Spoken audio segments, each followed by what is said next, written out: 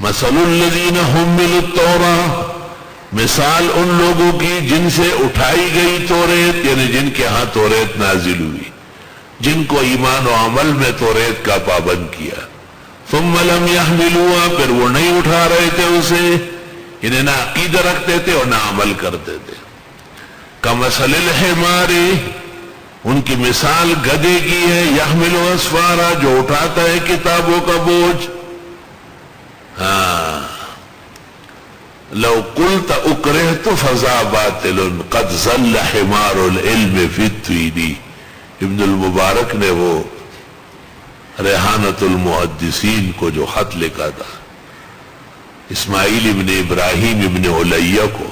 جو وزیر مال بنے تھے، اس کو یہ بھی کہا کہ اگر آپ نے کہا کہ میں مجبور ہوا تو اس کی مثال ایسی ہے جس طرح کتابوں سے لدا ہوا گدھا کیچڑ میں گر گیا۔ وی علمیت دبی عملا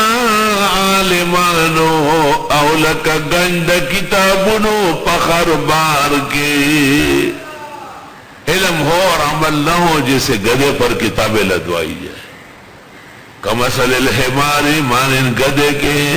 یحمل اسفارا، جو اٹھاتا ہے کتابیں، بئس مثل القوم الذین کذبوا بآیات اللہ، بری مثال ہے ان لوگوں کی جو تکذیب کرتے اللہ کی آیتوں کی، واللہ لا یہدی القوم الظالمین، اور اللہ سمجھ نہیں دیتا ظالم لوگوں کو۔ اللہ کہتے ہیں کہ اگر زندگی بھر میں ایک مسئلہ بھی توحید کا بیان کیا اور ایک سنت بھی بیان ہو گئی تو اللہ اس کی نجات کر دے گا۔ جب علماء کی تعریف آتی ہے تو فرماتے یہ پیغمبروں کے لوگ ہیں اور یہ اللہ کے پسندیدہ لوگ، انما یخشی اللہ من عبادہ العلماء۔